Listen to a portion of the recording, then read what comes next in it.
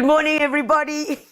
I'm just reading some of the comments here, and everybody I'm being counted down here, and the dog is still barking over there, and it's just like a moment, and you get taken in, and I can see you sitting in front of your TV or on your laptop or on your phone, wherever you are.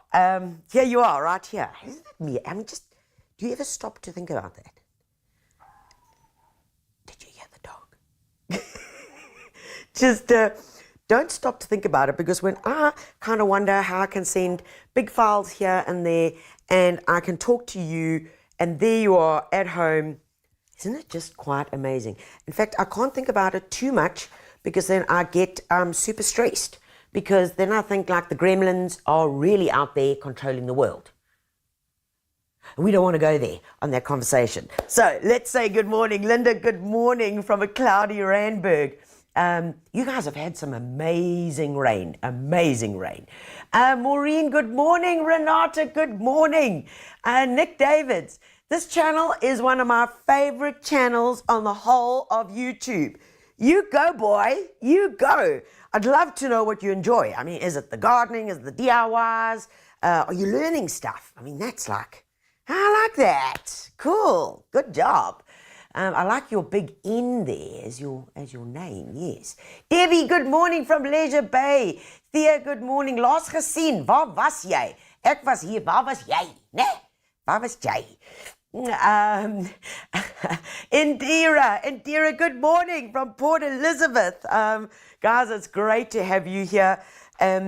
Remember, we're on Facebook or on YouTube. And you know what? You can tell your friends that you're busy watching live, and they can jump on as well. Anyway, guys, today we're talking vertical gardening. Now, before you say, oh, this is not for me, I'm clicking out of here, I'm tapping out, I'm going. Relax. We're going to show you kind of my interpretation of what I call vertical gardening. Now, we've all seen those amazing buildings, we see them on our social feeds. We might have walked past one or two of them, where there are these living walls that are up 13, 14, 20 floors. Yeah, is that for your garden? Negative. There's a time and a place for those things, but we've got to take the concept. That is a commercial installation. It's got permanent drip irrigation that's running. It's got a basic dam or a pond or a sump at the bottom, which then collects that water, which is kept at specific pHs, which is then run in a loop, in a closed loop of water. That's pretty hectic, hey? That's like another house. Okay, that's like seriously like another house installment. So we're not going to go there. We're going to show you what my interpretation is, what I believe we can do as home gardeners for vertical gardening. So what is vertical gardening? Well, I often laugh. One person said to me, Tanya, it's difficult enough to garden on the floor. You now want me to go up the walls? I'm like, just stay tight. Hang with me. We'll do it. We'll get there. Yes, so we can garden on walls and we can garden up. Vertical gardening is that space. That space between where our pots are on the ground or our garden beds, rooftop of home. It's that space in between. It's how do we use that space? And that space, to be perfectly blunt, can be really ugly, hard on your eyes. Especially if you're in a complex, lots of walls around you. Those walls reflect light, reflect heat. They really could become something really beautiful, and it is a lot of completely wasted space. Initially, when you look at it, it's like, oh, this hurts my eyes. But if we just have to add some small little tweaks to it, it can become that vertical garden, that extra element, that new dimension, so that we're no longer just looking there. We're looking there, and then our eye goes up. Between that, the roof, and the clear blue sky. Wow, that's wicked. So let's show you how you can do that. Let's see who else is online here. Terry Lee, good morning team. Gosh, saw you yesterday. Marinda Goos, yippee, my workday just got better. Cheers to you. So did mine. The Kulfi.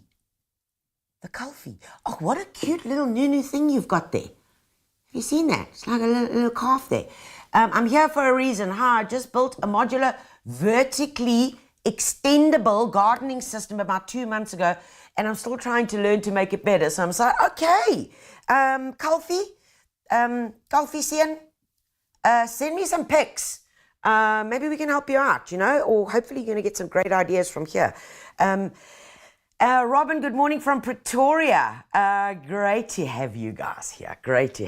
Now, couple of things with vertical gardening. And what I'm going to do is I'm going to dive into some pictures to just get your creative juices going. So I call creative gardening or vertical gardening really like any type of gardening or anything you're going to tackle. We start off just crawling. And then we get a bit more confident. And then we can go to the next step and the next step and the next step. Whatever you do, do not aim up there immediately. Okay? We eat the elephant in bite-sized chunks. Get your confidence up. It's like anything. And gardening does exactly the same. And it follows those principles. Okay, so I am gonna, if I push the right buttons, this is where the team goes. Is Tanya gonna get it right? Let's see. Okay. Oh, look at that! I got it! Okay, so vertical gardening, guys, can take on many different things. It could be a wall, it could be a raised bed, it could be shelving, it could be an air plant display. It could be using the spaces in between. And this is probably one of my first DIYs that I did in this home. One of my first DIYs. It was some scaffold planks, CCA treated scaffold planks, a couple of brackets, whack them in, and there all of a sudden I've taken a wall that's probably 5-6 meters high because it's on the apex side of the house, and there we've created a beautiful piece of extended gardening where I can not only display my watering cans, but I can have my succulents in their pots as well. So that is a form of vertical gardening. So don't diss it, hey? Don't diss it, guys. And when you're starting out like this, I want you to take what you got. Okay, I really want you to take what you got. You don't need to go and invest in hectic technical things. This could be an old ladder. You could also just knock it together literally with some pieces of timber. It's an old ladder put together. Give it a cool color, a cool smack of paint. Put on your little ornamentals, whatever you want, and there all of a sudden, a dead-end space, a space where you needed some height, some interest, there you've got it. Look at that on the right there. There it is. And that is using hanging baskets. It's not even using the steps. I actually think the steps of the ladder imploded. And when I go to the dump, a serious, true story, when I go and I'm having to throw stuff away, do you know how many ladders I found? I find the old, like the ones that don't have the steps. I've got them and I use them. And it's something so simple. And what did it cost me? Nothing. Absolutely nothing. So don't just throw those things away. But pretty cool. So then we get a little bit more advanced, okay? Then we kind of climbing the vertical gardening ladder, excuse the pun. But here you get, and guys, you can buy these. They literally are the pockets. You could make your own. You could take one of those shoe holder things. You know those shoe holder things? Maybe our grannies used to have them. My granny had one. All her little, what are those things called? Little pumps. What are those? Kitten heels. Kitten heel. Seriously, guys? Kitten heels. Okay. I think it's more like elephant heels, because I used to go kalang, kalang, kalang, kalang, kalang. Okay. Anyway, so those things where you put your shoes in, you can just literally whack those up and you can plant in them. That is a type of vertical gardening. You could take weed guard. Do you know the stuff that you put underneath your gravel? And you could turn that into something. Here is a DIY that we did many, many years ago. This one on the right, which is literally some boxes put onto a vertical apex, and there you can grow your fresh veg. And think about the space that you are saving. So when it comes to space saving, this is a killer. Now, we're going one step further. This inspired me no end. And in fact, I think on this very YouTube channel, on the Builders YouTube channel, is where we took this concept of the 2-liter bottles, cool drink bottles, and we strung them up and we created such a garden. And this is using, you can use twine, you can use that picture frame hanging stuff, all right? It's normally got a little thin layer of plastic on it, and those crimps, literally you could take some string and just tie knots in it, guys, so that you've got the knots, and then they basically are hanging from there to there. That is then from there to there, and that is from there to there. Drill a couple of holes in the bottom, and there you've got it. Isn't that so cool? And then we get to some decor art items, which really nice and easy. And I'm going to show you one right over here. So let's actually just pop to this here, if we can, because this is, and you know, you're going to pop into your local builders, guys, and you've got to go to the edges, because that's where this stuff is kept. It's kept like on the edges of the garden center. And you're going to see all sorts of beautiful wall art like this.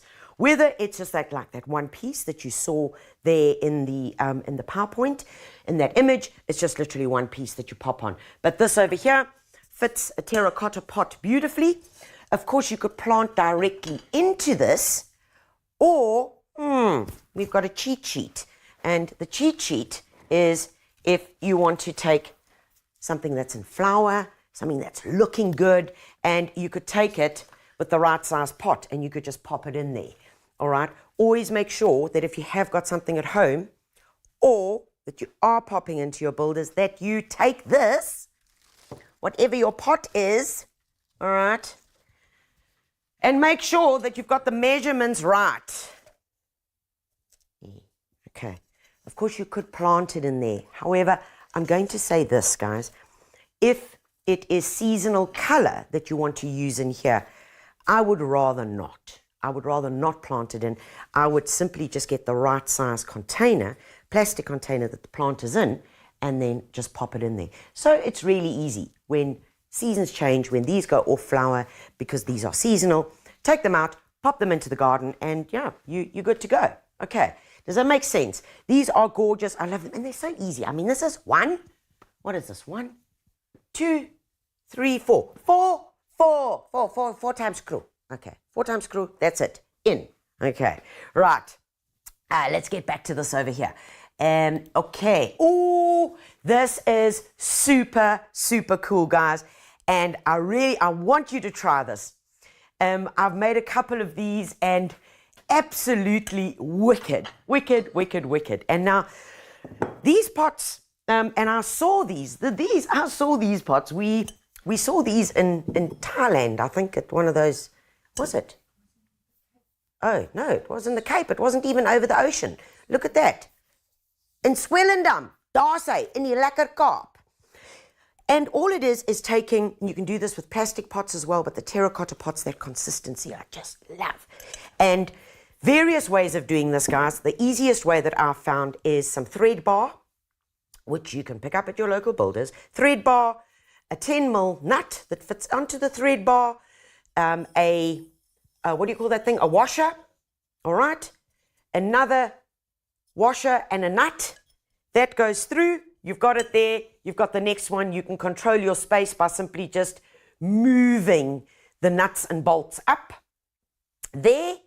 And then you could hang that. Excuse me. And you could hang that. There's a special gadget that you get. Now, it's like a U-bolt thing. What is it called? It's not a shackle and something. Iron loop. Just walk down that section where all the little gadgets are. And that actually fits on there and can go onto a wall or something. So pretty cool, pretty cool. I dig that, hey. I so enjoy it. Okay, so there are other cool ways. Okay, let's get going onto here. Then we could take it one step further. Here is a beautiful idea. Also a bit of DIYing, but not hectic, guys. It's a basic piece of wood that has been attached. Okay, the wood that has been attached then allows you to make these little wooden boxes. And I'm going to show you in a second or two how we can get that same look. Bit of chicken wire in here, chicken wire in there, and then you plant your plants, okay? Where the air plants come into play, I'm going to show you a quick way of getting that right. And look at this box. They are simply just sitting in there. We've got the beautiful old man's beard, which is also an air plant, and it loves a bit of humidity, so a bit of misting and spraying. And that is with some cup hooks that have just been placed along there, hooked on, and there you've got a beautiful curtain. That could have been a dead, boring wall. Seriously, look at that. Couple of boxes, some lovely plants, and there it is. Nice and easy. So, creativity, it's all here. Next step up, looking a bit more modern. How are we getting that look? We're getting that because of the monotone of the colors, okay? And because simply the boxes haven't been painted all different colors, and the plant choice, the palette is very simple. And once again, it's just really a play on the previous idea that I shared with you. And then you can get really creative. And these are, whether it's a frame that you make or whether it's a frame that you've had, the heart-shaped frame, I'm going to show you one of those in a few minutes. You can make your own. And when we use succulents, which are so incredibly forgiving, especially in hot places, we know they don't like a lot of water. We know they're going to be incredibly forgiving in areas like this. And then from more of that's kind of a country vibe to something a bit more slick.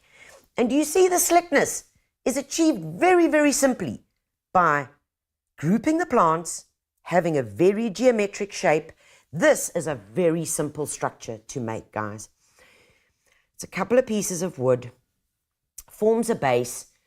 It's actually a bit of wire that's been put across there, which is the Bonix fencing wire that you can actually buy a meter by. Behind that is some weed guard. Behind that is your soil. And that's it. And then you cut little holes into that weed guard and pop your plants in. Pop them in, and then they're growing. Nice and easy. Nice and easy. And then we get to what a lot of people can do, guys. And I mean, pallets. Yes, I know the pallet craze came and it's probably gone, but maybe a neighbor somewhere in your street is still pallet crazy. But if you want to take it up, here is a quick and easy way. And remember, of course, they can be attached to walls. It requires a raw bolt or two, popping them in. And this is the same concept, guys. I just want to talk you through some of the mechanisms here. This is weed guard on the inside. A staple gun is going to be your best friend. A craft knife, make a couple of crosses in there because you've put the soil in, a couple of crosses, pop your little plants in, and you water from the top. So you water from the top. This installation here actually has a drip irrigation system across there, but you really don't have to go that far. You really don't have to. Okay. Nice and easy, guys. And then here, nice, look at that, new dimension to a water feature. But I would just take that and use that on a really plain wall, and there you've got it. So, and then it's combining, and this was a beautiful, I remember this so vividly. The hexagons, which are also being used as little insect houses in a pallet. That was a pallet, guys. I promise you. Why? Because I went to the back to look, and the mechanism behind there is a simple pallet. But it's using the right plants, and we're going to get to that. We're going to help you along the way there. And then finally, vertical gardening, kept very simple, few plants, few colors, and it can be down to something as simple as a piece of trellis, which we are going to get into and dive into a little bit deeper. So guys, that really is, oh, that's that thing there. Let me go back over here. Those are that's a basic inspiration that I want to give you. So you're not thinking just this very fancy thing that I might not be able to do at home. What other things can we consider for vertical gardening? So let's have a look here. These, excellent guys. And you might think it's a raised garden bed, but it's also a type of vertical gardening. And these over here, these are Seligna. You can pick them up at your local builders, guys, and they are tough as nails. This wood is seriously good quality, hardwood. These you can even pop another one on top of it like that, another one over there, so you can create this tower. This is an easy, transportable form of vertical gardening that anybody can do. All right? I want to go down to a few of the others. Hanging baskets. We know the beauty that something so simple can add to a bland wall. Hanging baskets, we're going to talk about the soil. I'm also going to go into the types of plants that can be used, all right? And when we get to hanging baskets, you know, choose your fruit. So many different colors. So you're not really, you most certainly are not held and controlled by the color, the modern spins that you want to put on it. So there we have it, hanging baskets. Right, trellis, come along here. Trellis, we showed you in that last slide, one of the easiest ways to create that height. And then, of course, you could either have a creeper planted in the ground, or you could have your climber, your creeper, in a pot, which would then make its way up. Remember, there are different types of creepers. There are a few creepers that actually have suckers, all right? They have a modified, part of their stem is a modified stem, which actually has little, like geckos, all right? And they will then stick.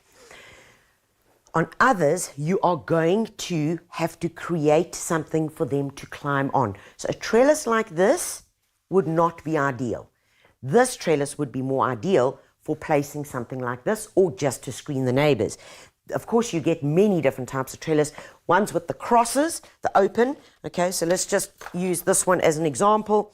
If that had the frame around it, there the plant would very easily be able to make its way through. But this, cheap as chips, I always have them on standby in the garden. I have them here in the garage, and if I need to put something up, I've got an area that I really don't like. This, for me, is like, this is what I call budget gardening, and it just works so beautifully. You can get these in different lengths.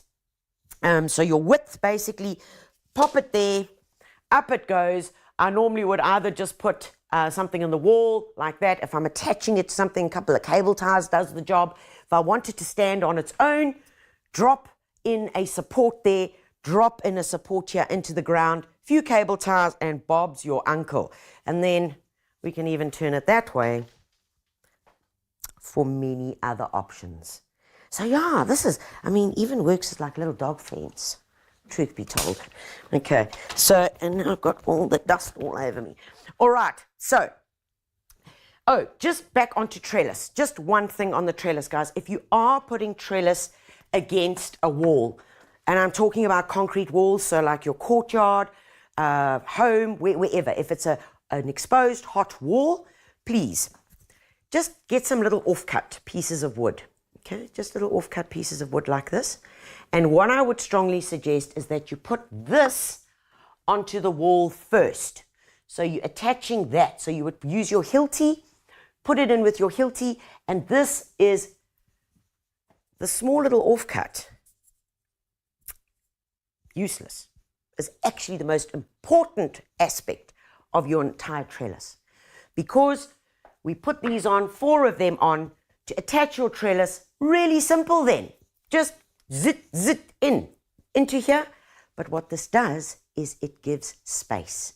So we've got the wall, and then we've got your piece of trellis, but there's airflow behind here.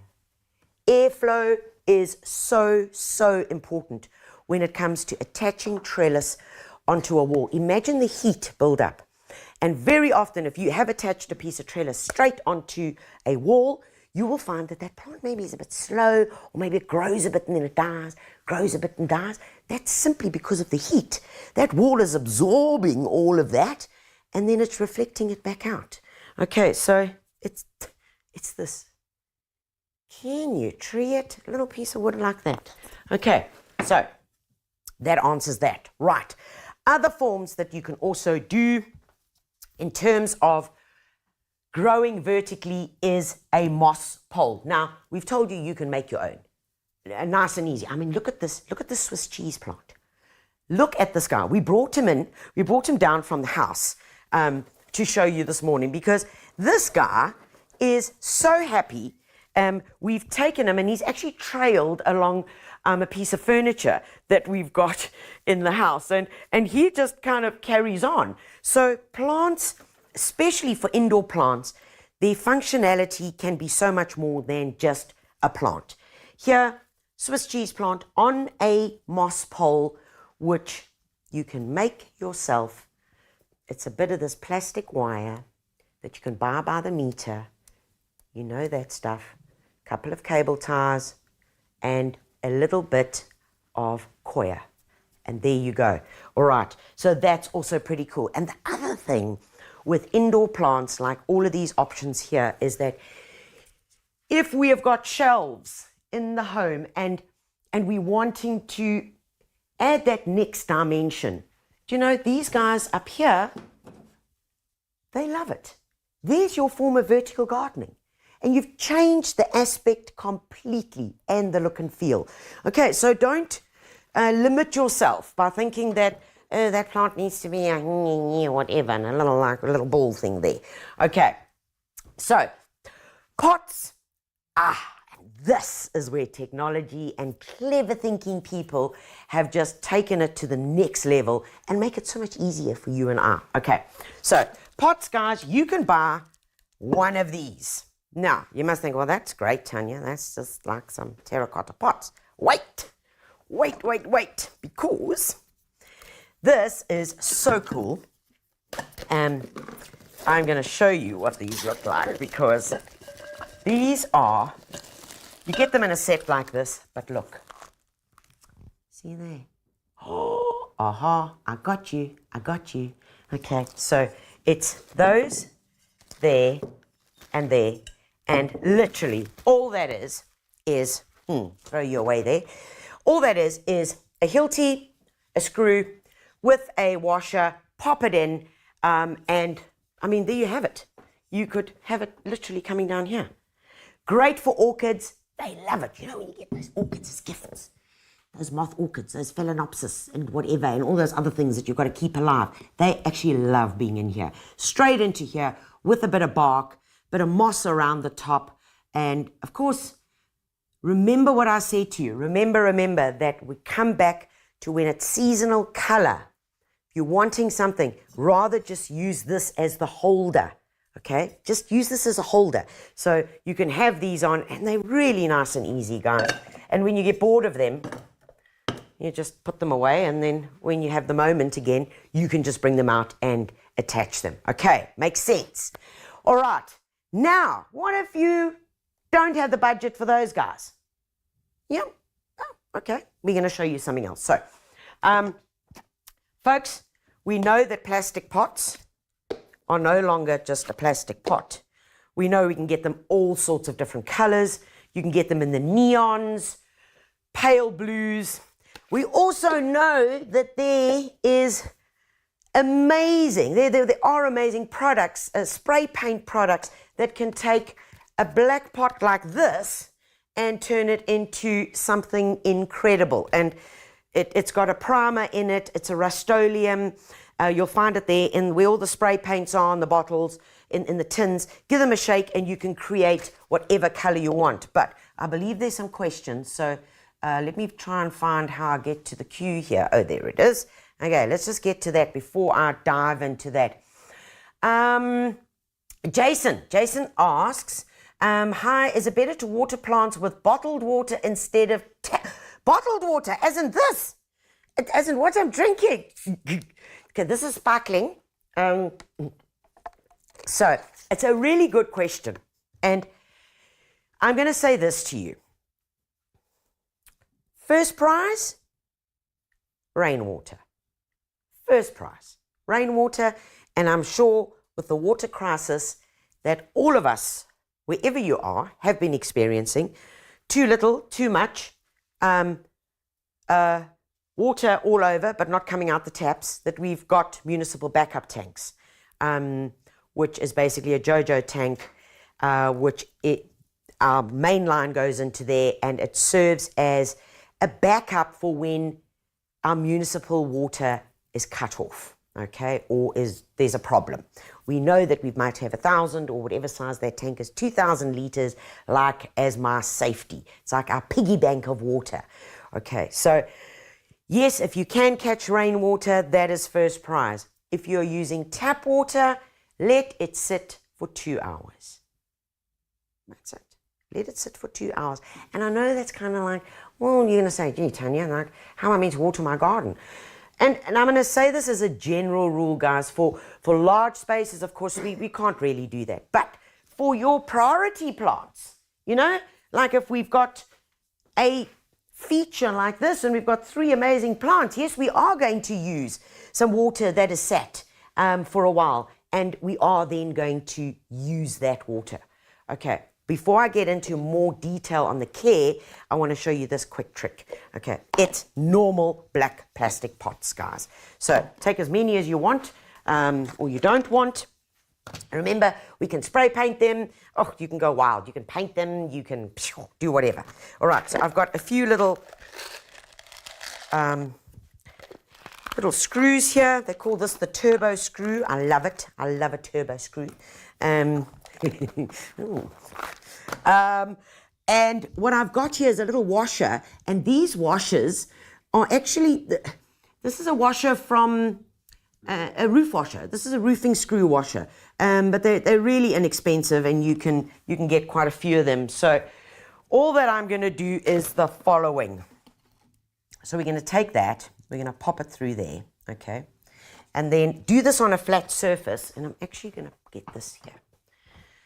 Do that on a flat surface, pop it in there. I don't know, can you see where I am here? Let me try and do it this way, Mason, so you guys can get in there. Gosh, I feel like I'm twisting myself in 17 directions here. Okay, and do this over here because you get started here. Makes life a whole lot easier. Okay, so we just 1, 2, 3, a little bit, okay? It's already starting to come through. Take it, all right? And then to our trellis or wherever we're going to go, pop it on there, and let's do this. Right, 1. And away we go. How easy is that? That is so easy. And you can pop your herbs in there. They're great for herbs. Herbs in a courtyard, your air plants, your succulents, 1 or 2 orchids, whatever your fancy is and whatever your collection is, or a petunia or something that you just want a little bit of color. I mean, come on, this is not rocket science. Anybody can do this. You don't even need to hire a handyman, a DIY guy. You can do this yourself, nice and easy. So there we go. And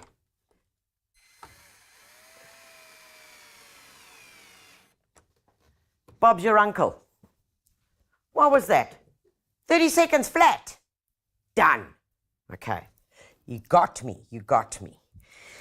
Okay, rightio. Let's put this stuff away, and now we're going to go into a bit more the detail. And when I'm talking about the detail, what I want to talk about is plant choice. I want to look at feeding and what are your options to get it right. Because, you know, we can do all this stuff. We can have all the most beautiful pots and stuff and then make the wrong plant selection, and then things can really go haywire. Okay, so let's just look at a bit on terms of plants. If we are looking for shaded areas, dappled light, things where it really is more of a shaded area, ferns are beautiful for this. Whether you're going with These over here, I mean, we've got so many different ferns over here. This is the curatus fern. We've got the blechnum fern. We've got the bird's nest fern. There are so many different options, and I'm going to talk specifically to the soil mix that I want you to use for this. So foliage, and you saw in those images that foliage was key, because foliage is also far forgiving. It's far more forgiving, and it will last you longer. It's a more permanent installation, okay?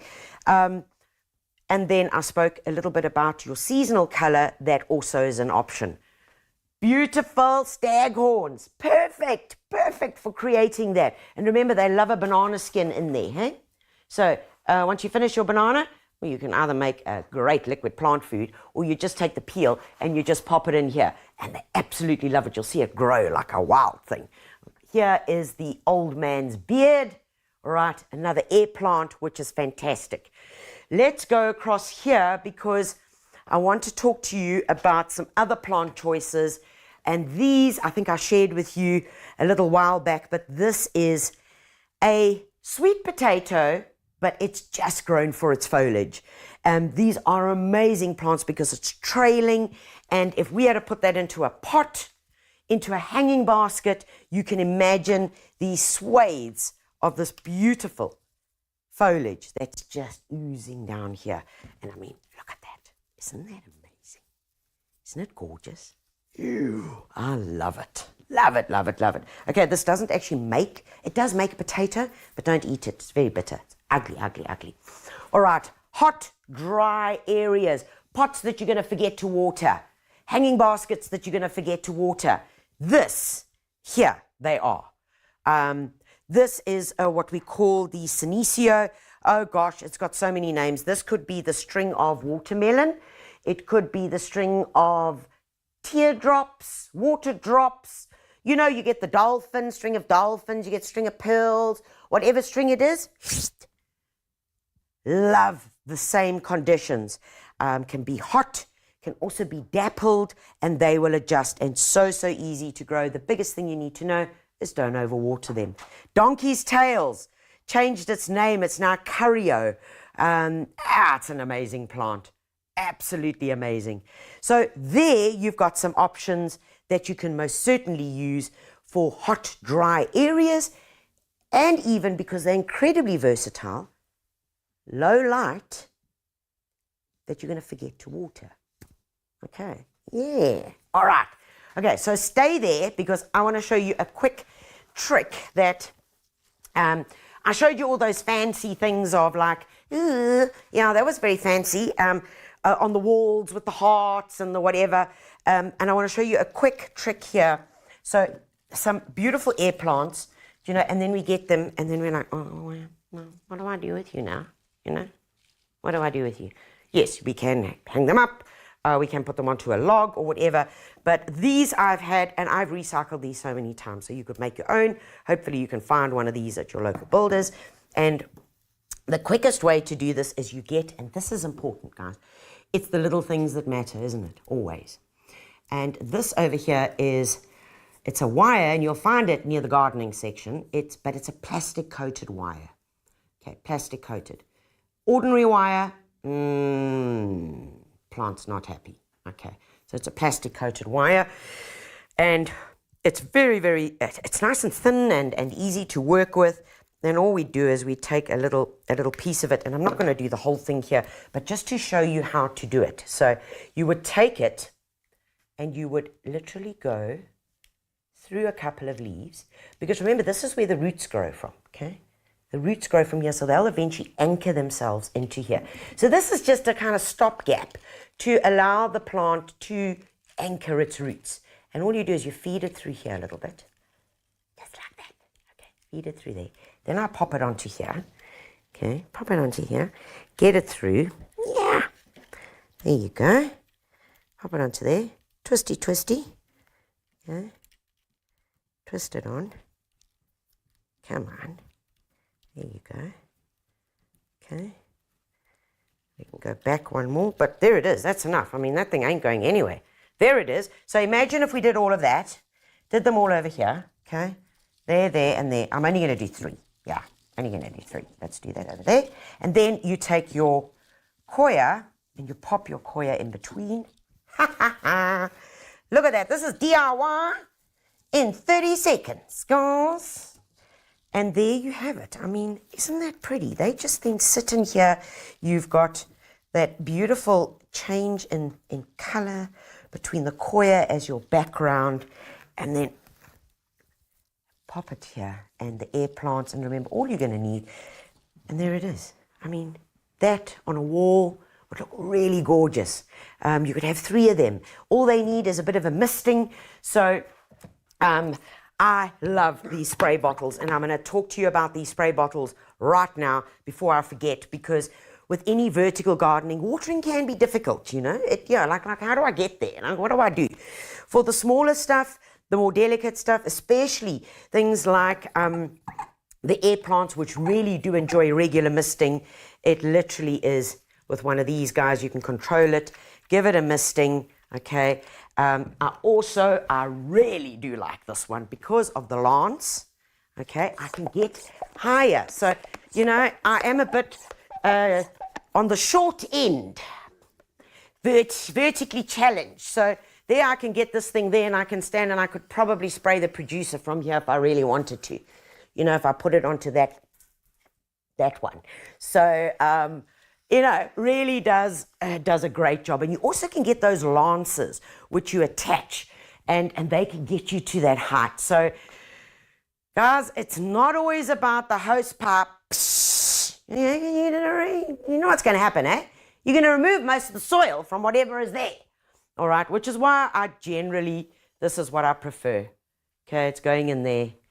And remember, because you're going to be using a spray bottle like this, for me, this is about maintenance and food. Because these plants are in containers, they are there, they are trapped. They can't go somewhere else to go and find the nutrition. So in them, guys, please use Nutri-Feed. It's a fantastic water-soluble fertilizer. It's so easy to use. It's 10 grams, 5 liters of water. Together with that, you mix some Calpac, which is an organic seaweed extrusion, which gives you all those amazing things like cytokinins and great nutrition, organic nutrition. Mix these 2 together, pop it into there, and then you spray. You can use this in a watering can. That is a great combo. Oh, and by the way, for veggies, you want to see veggies on steroids? Use that. Okay, so there we're going to go there. Now, where was I? I'm running around here like a bit of a scolded cat. I want to talk about soil. Quickly, soil. Guys, if you're going to be planting your indoor plants, ferns, plants that require a bit more water. So in other words, it's not a succulent. It's requiring that constant moisture. And for that, it is very important to use your right mixture. And a mixture that we use is basically palm peat, which is the block, remember? And you can see I just have it in this Tupperware all the time, and I just keep adding to it. It's this block, which is then put into here, and it expands. We add, and I'm not going to do your full mix for you, but I'm just going to give you some quick tips on it.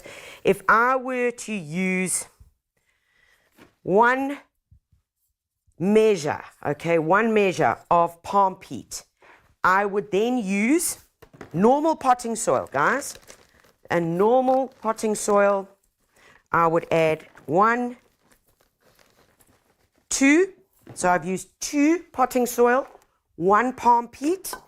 I would then add 1 perlite, and I would add 1 vermiculite. Mix that in. Mix this in. And you're going to see this. This almost looks like if you were in a forest, and you pulled out a fern. Not that you would ever do that. Let's say you pulled out a fern in the forest. You would find this beautiful, besides the perlite, you would see this squishy organic matter that's dark in color, that can hold moisture. And to that, what I would add is 1 or 2 handfuls of Bio-Ocean, which is pelletized chicken litter with seaweed. Mix that in, guys, and this is seriously pimped potting soil, which will be brilliant for your ferns, your cyclamen, all of those which are your indoor, which prefer more moist conditions and not that hot baking sun. Okay, now, next thing, if we are looking at anything that requires drier conditions, and for drier, I'm talking specifically succulents, begonias as well. They don't really like too much water.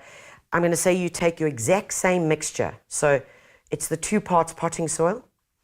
The only other addition, the only change that I'm going to do is that I'm going to use 1 part. So it's 2 parts potting soil, 1 part gravel, all right, a small fine gravel, 1 part perlite, okay, 1 part perlite, 2 handfuls of Bio-Ocean, and that's your mix. Okay, easy peasy, easy peasy. Right, before the train runs away with me, which already it nearly has, how are we on time? How are we on time? Rightio, I can do this. Guys, one of the most fun things that I have done, and I actually have these. I actually went down to the shed this morning and dragged it out and came and plonked this in the studio here, is I love pieces of driftwood. And if you are looking for a type of vertical gardening that you could be in a creative space, which you can literally move. This thing is mobile, guys. It's mobile. Look, I've taken a pot, put some river sand in it. I mean, that's it. And my piece of driftwood. This is not rocket science, hey? Oof. Okay. So what I want to show you is a simple creation that we can all do. And I'm going to use a couple of plants here. This could be on a patio. It could be on the edge of your home, you know, where you're getting some early morning sun, because it can cope with that early morning sun. Excuse me. It could even be in a bright lounge, to be perfectly honest, as long as it's not direct sun. But of course, that's based on the plant choice. Now, I'm going to use some of these little mini bromeliads, and these as well, very interestingly, most times they sold in the indoor plant section, the indoor section at Builders.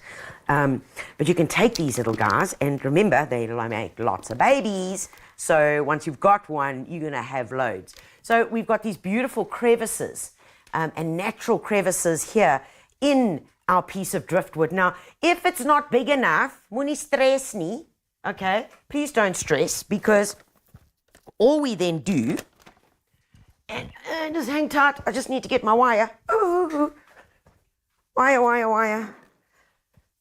Okay, pants on fire. Okay, so I've got a bit of coir, all right? And I've got my plastic wire, right? And then what we're going to do is this. Now, guys, these plants are forgiving. Don't go, ooh, you're going to hurt the plant. I take the coir, and all this does is, because, guys, this is hollow, okay? So we need to create something in here that's actually going to stop the soil from going all the way down. So nice and easy. I take a little dowel. Okay, fill it up. Right, it's there. Okay, it's not going to go anywhere. Then I'm going to take my little bromeliad. Okay, and then I'm going to get the little guy, and I'm going to then just feed him in. Okay, take a smaller little stick, and we just feed those roots in. Don't stress yourself out. This plant will live. I promise you, we've done so many. I'm going to show you another way to do it. You're going to have even more of a heart attack. So there it's sitting, just like that. What I normally do at this point, and I do this because, yes, there's wind, there's rain. When you water it, you know, things could go a bit wonky, is that I take a bit of this wire, and I do this just for my own sake so I don't have to go back and do it again. Take a little bit of this, and I normally just hook it just somewhere, and I try and find, even if I could thread it through here. Oh, there we go, there's actually a hole here. Oh, caramba, excellent. Okay, so I go through here and then pull it back. So I've just got a little bit of support, a wee bit of support that is actually holding it. Okay, so let's just get that tied up here. There we go. Okay, so I didn't tie that very well. Okay, so get that there. Then I take the magic stuff, which is called this, sphagnum moss. Okay, you get in these little bags, sphagnum moss. And then all I do is I just take that, and this just hides the mechanism. And gosh, do I love this stuff. It really is. It's a bit like bass. Not the bass in music. That stuff. Foundation. What's it called? Kevin, can you help me? Kevin doesn't know. He's thinking of a concrete foundation. No, the foundation that you put on your face and that hides all those things. I don't really know about that stuff. Anyway, so you could just use, there we go. And you know what I've actually done before? And I normally just squeeze it in like this. I squeeze it in. You can actually take a glue gun and you can glue gun it on. But as these roots start growing and as it starts attaching, the sphagnum becomes part of it. The roots grow through, bit of moisture. It is so happy. And here you can then start adding different colors as you buy them, start your collection, start putting them on. You can take a little bit of the old man's beard and you can attach it, and you can really get something that you can be exceptionally proud of, that you can change up and work around. And really, that's as easy as it is. If you don't have enough holes, what I often do is you can take the plant, maybe I should just show you very quickly. Same thing, you don't have the holes, you literally just take the plant. I normally take a bit of moss, a bit of sphagnum moss. So let's pretend I'm going to put it here. I put the moss down first. Okay, just like that. So it's just something that will hold a bit of moisture, because obviously we've got very little soil here now. So it'll just hold the moisture. I then pop my plant there, all right? And then I tie it. Sit, Ubu, sit. Don't move. Don't move. Right, and then we tie it. And then I put my sphagnum moss around. And it's as easy as that. And that plant will be exceptionally happy there. And all that requires is with your spray bottle, with your mixture of your Nutri-Feed and your Calpac, that'll do the job. And I've really unscrewed this terribly badly, as you can see. But that's called impatience. And I'll get it round here by hook or by crook. Okay, so we can just go straight through the middle. Go through the middle of this plant here. Just go straight through the middle. Hook it round there. There we go. And just give it a twist. And a twist. And a twist. That's it. Take your moss. Pop your moss on. You can also tie this if you want to. I just really hate seeing that green wire. It really hurts my eyes. So I do pop that on there. And there you have it, guys. I mean, there's some vertical gardening.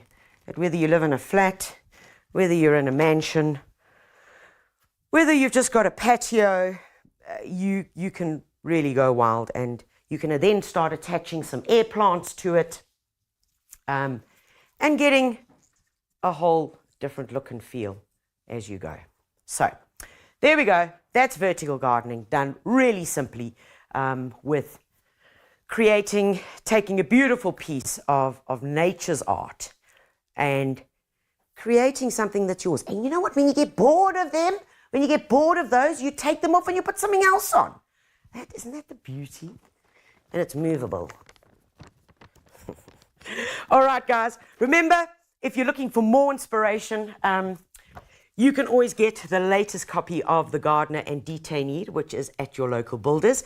In this month's issue, oh caramba, we've got the jade vine on the front cover, like one of the most sought after climbing plants for vertical gardening that you will ever come across. If you've ever seen this plant in real life, you will go weak at the knees. I promise you that. We've got beautiful tropical plants in here, great combos, carnations, great ideas on garden design for large and small spaces, and of course, what to sow and harvest right now for your veggie garden. A thank you to all of you who've joined us. A huge thank you to builders.